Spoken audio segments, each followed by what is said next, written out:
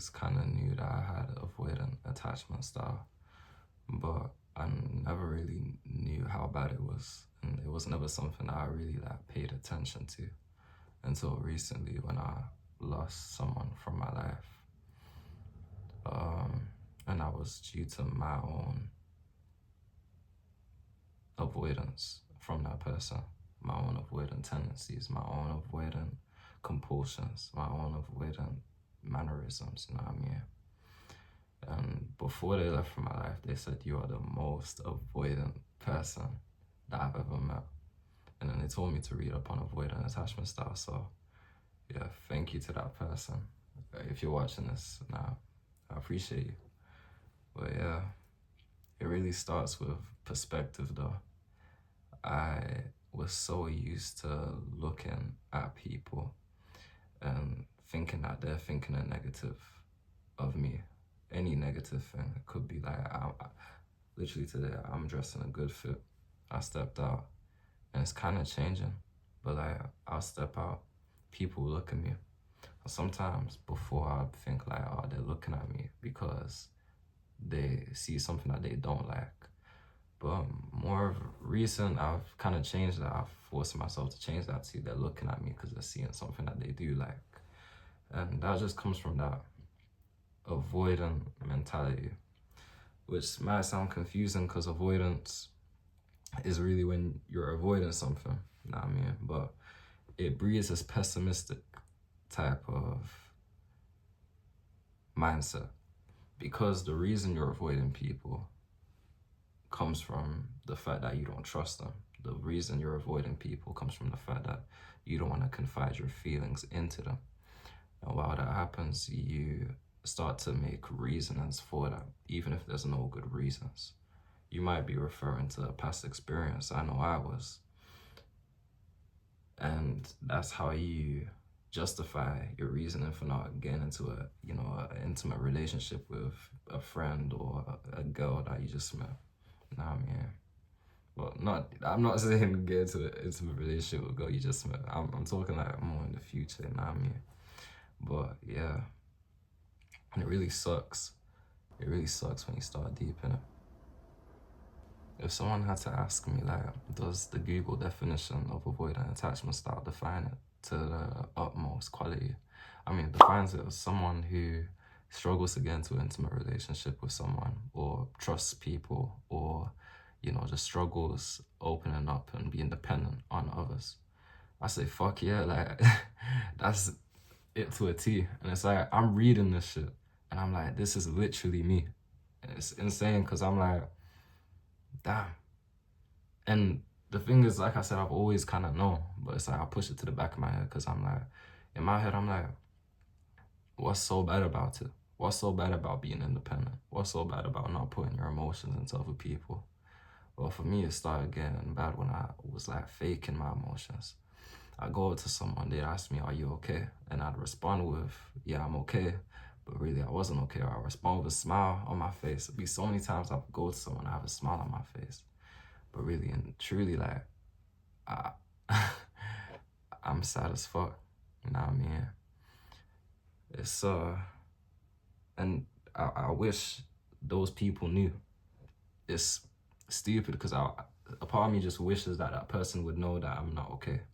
But because of the avoidant mindset that I got, it's like, I'm so quick to assume that they should know or they should see that something's wrong, but how can I do that if I'm not communicating?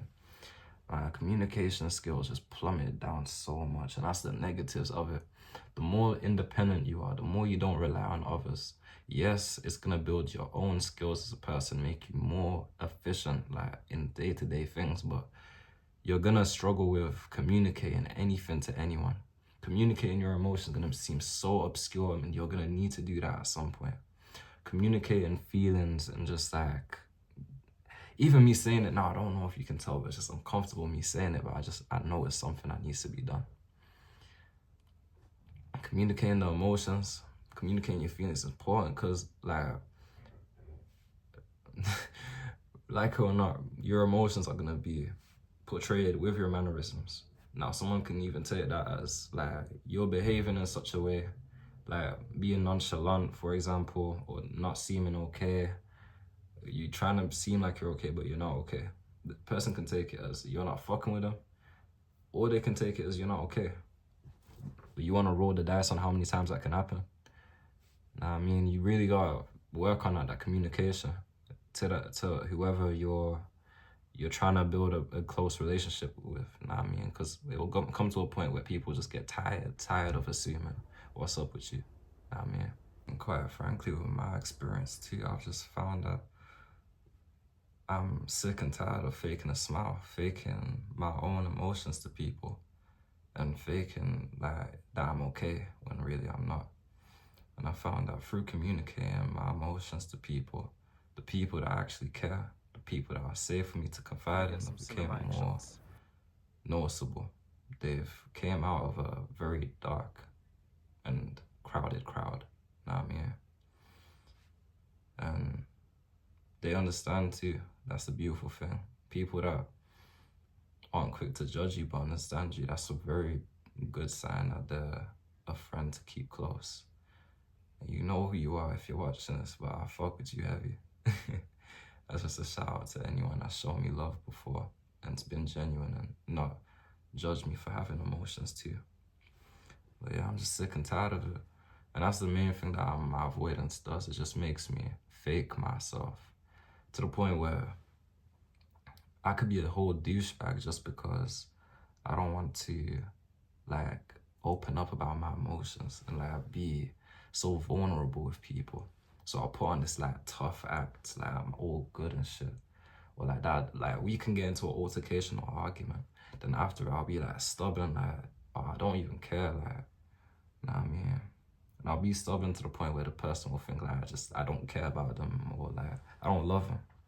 Really, and that's just like just being vulnerable like that. It's weird. And I think for me it just stems from like childhood trauma, of course. My dad wasn't really into my life and shit, which made me just like question a lot of things about myself, like why isn't he in my life and what did I do wrong? Why doesn't he fuck with me? Why doesn't he mess with me? But what I had to realize is that I'm never gonna have that answer to the why. You're never gonna have an answer to why people have treated you bad or why people have, you know, came to you so much disrespect. But you can take it in a better way where you see it as, at least you know now that that person wasn't meant to be in your life. They've chosen their fate and you need to choose yours. And I just chose that I'm not gonna dwell within my emotions. I'm not gonna dwell in a way where that person's behavior has substantially affected me up to this point. So that's really how I've came to this decision, because the people that I actually care about are getting hurt from, you know, things that didn't even involve them. And those tendencies, even though they're subtle, they are still there. Nah, I don't fuck with it. I don't mess with it at all. What else do I want to talk about? Just like my struggles with relationships in general. Like the person that ain't in my life right now, the whole reason is because even though I love that person and that person was the best thing that happened to me, just that like having someone so close to you and then having to think about how you are gonna affect that person is something so abnormal to me and so obscure. I'm so used to just managing my own emotions, managing my own time and managing my own shit. But having someone there, even though I love them so much, was like, it was crazy. It was like a whole new ball game. But I had to, I realized that I had to get used to it if I ever want to have a relationship like that again, because that was the most beautiful person I ever entered my life. And just because I'm not comfortable with having that next to me, I sabotaged it for myself. It's a big self-sabotage thing with this avoidance, I've noticed. But I'm gonna get better at it. I don't think that it's something that really will plague me for too long.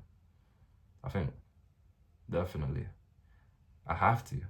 Know what I mean? I can't let this, like, imagine, and then I'll be like old and shit and just like, on my lonely, just in my room like this, making videos to you. Like I want to make videos like this in the future and have like my wife here, have my kids in the back running around. Like, come on now, I want to be in my room. I love this though, but I'm talking about in the future times. I'm really comfortable with myself as well. It's not because I'm uncomfortable with myself. It's just I know that it's something that needs to be worked on. But yeah, avoidant attachment style sucks. And to anyone who has it, I feel for you. But we are soldiers and we're gonna get through this. Now, I mean, take this video as me being self-aware and take it as, you know, kind of like some motivation, some inspiration that you could still pull back. Now, I mean, because at the end of the day, if you're still breathing, it's another day. Could still push back from anything. That's another opportunity. Ain't for you to get so stuck into your emotions and feel stuck. Now, I mean, being stuck is the most poisonous thing. I say this to everyone. Being still and stuck is the most poisonous thing. We need to evolve. And these things are just tests for us to evolve. So I'm going to continue building my knowledge. Now, I expect the same from anyone watching this. Now, I mean, you guys are my family, 1900 family. And I care about you guys, you know what I mean? And if you're dealing with anything, just take every day as a new opportunity to get back to it. As long as you're breathing, you have the opportunity to get back from whatever. As long as you're breathing, you got the capabilities to get back from whatever. Put another 1% every day, you know what I mean? But yeah. It's men's with 1900 thoughts. From the dome to your phone. I still can't get that intro or outro correct, but yeah. Love you lot, man. Peace.